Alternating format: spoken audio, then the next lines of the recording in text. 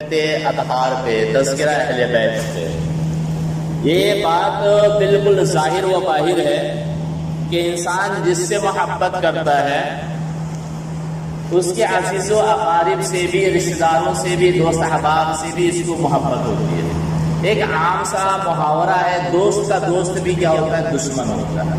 دوست ہوتا ہے، دوست کا دوست بھی دوست ہوتا ہے، اور دوست کا دشمن یہ ہمارا کیا ہوتا ہے؟ دشمن ہوتا ہے۔ یہ محاورہ ہے، ٹھیک ہے؟ تو محبوب کا محبوب بھی ہمارا کون ہوگا؟ یہ بات سمجھ میں آ رہی ہے؟ اور یہ انسان کی فطرت ہے، اور فطرت کے بعد یہی حکم اللہ اس کے رسول کا بھی ہے۔ اللہ اس کے رسول کا بھی یہی ہے کہ آپ جس سے محبت کرو اس کے عزیز و اقارب سے بھی کیا کرو؟ آپ محبت کرو۔ اب یہ دیکھو، اللہ تبارک و تعالی ہمارا خالق و مالک و پالنہار ہے، اس اعتبار سے ہمیں اس سے محبت ہے، اور ہونی بھی چاہیے کہ ہم اللہ سے ٹوٹ کر محبت کریں۔ اور اللہ کی محبت کا تقاضا یہ ہے کہ بندہ مومن اللہ کے نبیوں اور ولیوں سے بھی محبت کرے۔ اللہ کی محبت کا تقاضا یہ ہے کہ ہم کیا کریں؟ اس کے نبیوں سے بھی محبت کریں اور ولیوں سے بھی محبت کریں۔ اور جب نبی سے محبت ہوگی تو ظاہر ہے اس کے اہل بیت، اس کے آل سے بھی ہمیں محبت ہوگی۔ بلکہ یہیں تک بات نہیں ہوتی، بلکہ ہم تو ہر اس چیز سے محبت کرتے ہیں جس چیز کی نسبت نبی کریم صلی اللہ علیہ وسلم کی طرف ہوتی۔ اگر اہل بیت اطہار کے اندر کوئی خوبی نہ بھی ہوتی تو صرف ان کے لیے اتنا کافی تھا کہ وہ جزء مصطفیٰ ہے، یعنی نبی صلی اللہ علیہ وسلم کا ایک حصہ ہے۔ اور یہاں تو جزئیت کے بعد بھی اللہ کا حکم ہے کہ اہل بیت سے محبت کیا جائے، نبی صلی اللہ علیہ وسلم کا حکم ہے، اور اہل بیت کے اتنے ہمارے اوپر احسانات ہیں جو بے شمار ہیں، ان کے احسانات بے شمار ہے۔ لہذا یہ بات ظاہر ہوتی ہے کہ اہل بیت سے محبت کرنا حق العبد بھی ہے، یعنی بندے کا بھی حق ہے، اور حق اللہ بھی ہے، یہ اللہ کا بھی حق ہے کہ اس نے حکم دیا ہے، اور حق الرسول بھی ہے، یعنی نبی صلی اللہ علیہ وسلم کا حق بھی ہے۔ اب اگر کوئی اہل بیت سے محبت نہیں کرتا تو وہ تین کا حق مارتا، بندے کا بھی حق مارتا، اللہ کا بھی حق مارتا، اور نبی صلی اللہ علیہ وسلم کا بھی حق مارتا۔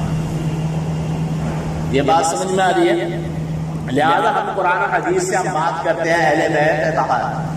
میں جمعہ میں یہ بصاف کلیئر کہہ چکا ہوں کہ اہل بیت سے ہمیں محبت کرنی، ہمیں کچھ نہیں دے گا۔ اللہ کا حکم آیا محبت کریں گے، بات یہیں پہ ختم۔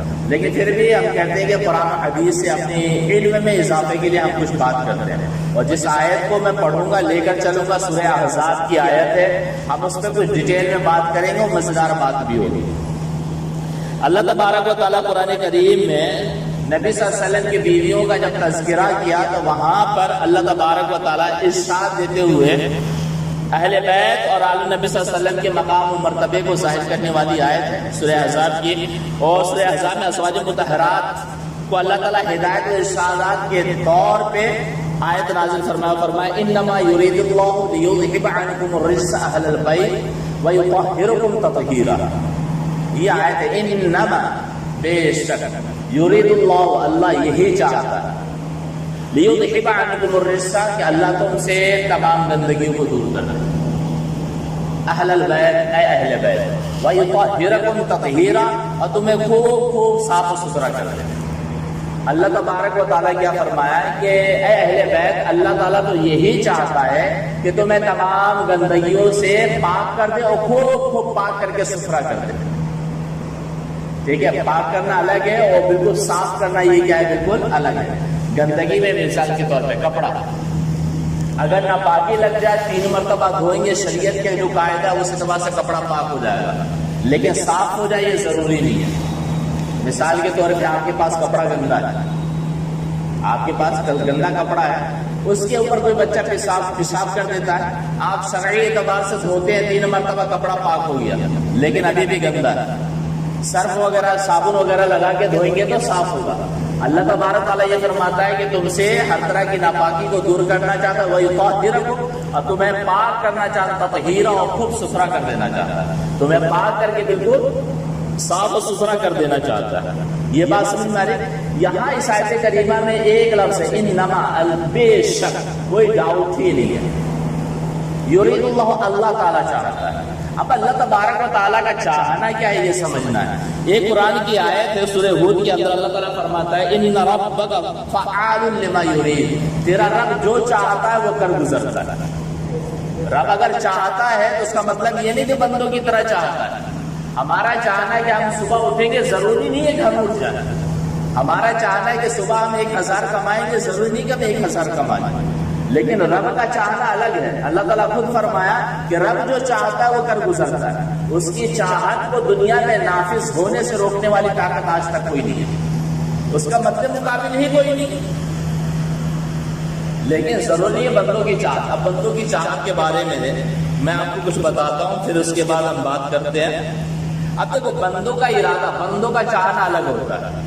ہم بات کرتے ہیں حضرت یوسف علیہ السلام کے بھائیوں کے تعلق سے. حضرت یوسف علیہ السلام کے بھائیوں کے تعلق سے یہ ہے کہ اراد اخوۃ یوسف ان یقتلوہ، کہ یوسف کے بھائیوں نے چاہا کہ یوسف علیہ السلام کو قتل کر دیں. لیکن کیا وہ قتل کرنے میں کامیاب ہو؟ فلم یمت، لیکن یوسف علیہ السلام نہیں ختم ہوا. وہ چاہے کہ یوسف علیہ السلام کا قصہ کیا کرے، تمام کر دے، لیکن یوسف علیہ السلام کو تمام نہیں کر پائے، ختم نہیں کر پائے. ثم ارادوا ان یلتقطه بعض المار، پھر انہوں نے کنویں میں ڈال دیا اس نیت سے کہ یہاں سے گزرنے والا کوئی انہیں لے کر چلا جائے گا، کنویں سے نکال کر لے کر چلا جائے گا اور ان کا نام و نشان مٹ جائے گا. اب بتائیں ان کا نام و نشان مٹا نہیں، فرتفع شانہ، لیکن اللہ تعالیٰ نے ان کے شان کو بلند کر دیا. بھائی چاہتے تھے کہ کنویں میں ڈال دیا، کچھ لوگ لے کر چلے جائیں گے، ان کا نام و نشان مٹ جائے گا. لیکن اللہ تعالیٰ پوری کائنات میں قیامت تک کے لیے یوسف علیہ السلام کا نام، ان کی کہانی کو، ان کے واقعات کو باقی رکھ دیا. تو ان کا شان، ان کے شان کو کوئی گھٹا نہیں سکا، بلکہ اللہ تعالیٰ بڑھا دیا. پھر کیا، ثم بیع مملوکا فحسب ملکا، ان کو بیچ دیا گیا تاکہ یہ غلام بن جائے. ان کے بھائیوں نے کیا کیا؟ آپ کو معلوم ہے یہ لوگ قتل کرنا چاہتے، پھر قتل نہیں کر پائے، پھر کنویں میں ڈال دیے.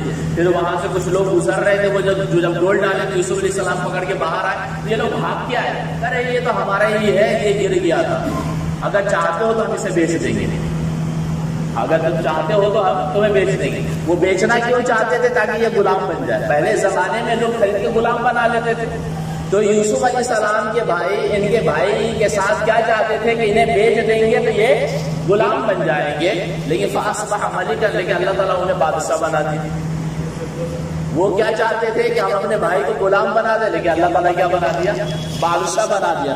ثم ارادوا ان یمحوا محبتهم من قلب ابیہ، پھر انہوں نے چاہا کہ اپنے باپ کے دل سے یوسف علیہ السلام کی محبت نکال دیں. یہ گھر آ کے کیا چاہے کہ ہمارے باپ کے دل میں جو یوسف علیہ السلام کی محبت ہے، اس محبت کو یہ نکال دیں. فازدادت، لیکن باپ کے دل میں محبت اللہ تعالیٰ بڑھاتا گیا اتنے کہ جب تک حضرت ان کے والد گرامی زندہ رہے، انہیں کی محبت میں گرفتار رہے. آپ دیکھیں سازشیں کرنے والا کتنی سازش کرتا ہے، لیکن اللہ تبارک و تعالیٰ ہر ایک کا جواب دیتا ہے. تو آگے ایک بندہ یہ کہتا فلا تقلق من تدابیر البشر فَإِرَادَةُ اللَّهِ فَوْقَ الْبَشَرِ، لہذا اگر کوئی بندہ آپ کے خلاف سازش کر رہا ہے، مکر و فریب کر رہا ہے، تو آپ کو پریشان ہونے کی ضرورت نہیں ہے، اس لیے کہ اللہ کے ارادے کے سامنے دنیا کی کسی کے ارادے کی کوئی اہمیت نہیں ہے. اللہ کے ارادے کے سامنے دنیا والوں کے ارادے کی کوئی اہمیت نہیں ہے. دنیا لاکھ کچھ چاہے، وہ کچھ ہونے والا نہیں ہے. جو رب چاہتا ہے وہی ہونے والا ہے. اور جب ہم یہ چاہتے ہیں کہ اللہ تبارک و، ہم جانتے ہیں کہ اللہ تبارک و تعالی ہمارا موجود ہے، ہمارا حامی ہے، ناصر ہے، مددگار ہے، پھر بندہ مومن کیوں پریشان ہے؟ پھر ہمیں پریشان ہونے کی کیا ضرورت ہے؟ ہمیں جب معلوم ہے میرا رب جو چاہتا ہے وہی ہوگا. بھائی مجھے بریانی ملی میرے رب کی وجہ سے، آج میں بھوکا ہوں تو اس میں رب کی چاہت و مشیت. تو جو کچھ میرے ساتھ ہوگا وہ میرے رب کی چاہت ہے. تو رب کی چاہت کی وجہ سے ہمیں اور آپ کو کیوں پریشان ہے؟ بس ہمیں تو کہہ رہا ہے مولا تیری چاہت یہ ہے کہ میں خوش ہوں تو میں خوش رہوں گا. تیری چاہت یہ ہے کہ میں تکلیف میں رہوں تو مولا میں تکلیف میں. مجھے پھر اس تکلیف سے بھی محبت ہے، مجھے اس تکلیف سے بھی.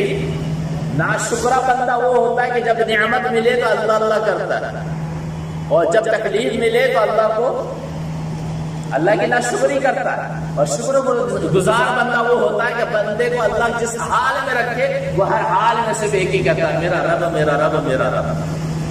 یہ بات سمجھ میں آ رہی ہے؟ تو اللہ تبارک و تعالیٰ جو چاہتا ہے وہی ہوتا ہے کائنات میں، اور وہ جو نہیں چاہتا وہ نہیں ہوتا. ہاں یہاں بحث یہ ہے کہ رب کی چاہت کی دو قسمیں، ہمیں اس میں لینا ہی دینا نہیں. ہماری بات یہ ہے کہ چاہت کا معنی یہ ہے کہ اللہ جو چاہتا ہے وہ کر گزرتا ہے.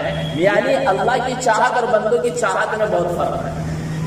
اللہ کی چاہت اور بندوں کی چاہت میں بہت فرق ہے. اللہ کا چاہنا ہو کے رہتا ہے، بندوں کا چاہنا یہ کنفرم نہیں ہے کہ ہو جائے. یہ بات سمجھ میں رہی ہے؟ سمجھ میں آ رہی ہے؟ تو اللہ کا چاہنا جب یہ ہے، اور اللہ تعالیٰ قرآن کریم میں یہ ارشاد فرماتا ہے انما یرید اللہ لیذھب عنکم الرجس اہل البیت، کہ اللہ تو یہی چاہتا ہے اہل بیت کہ تم سے تمام گندگیوں کو دور کر دے. جس کا معنی پھر کیا ہوگا؟ اللہ نے چاہا مطلب اہل بیت کو تمام برائیوں سے پاک و صاف کر دیا. اگر اللہ کے چاہنے کا معنی یہ ہے جو علماء کرام بیان کیا کہ اللہ جو چاہا وہ کر دیا، یہاں اس آیت میں جب یہ کہا کہ اللہ تعالیٰ یہ چاہتا ہے کہ اہل بیت سے گندگیوں کو اور گناہوں کو برائیوں کو دور کر دے، اس کا معنی یہ ہے کہ وہ صرف چاہا نہیں بلکہ یہ کام کر گزرا ہے. جب کر گزرا ہے تو ہمیں اور آپ کو اس آیت پہ ایمان لاتے ہوئے یہ ماننا پڑے گا اہل بیت اطہار گناہوں سے، گندگیوں سے، میل کچیل سے، حرص، عداوت، بغض و کینہ، ہر ایک برائی سے پاک و صاف تھے، اس لیے کہ اللہ تبارک و تعالیٰ نے ان برائیوں سے اہل بیت کو پاک کر دیا. یہ بات سمجھ میں آ رہی ہے؟ تو آج ہم آیت کا ایک معنی ہے، ہم اس پہ آیت کے ایک لفظ کے معنی پہ ہم بحث کیے.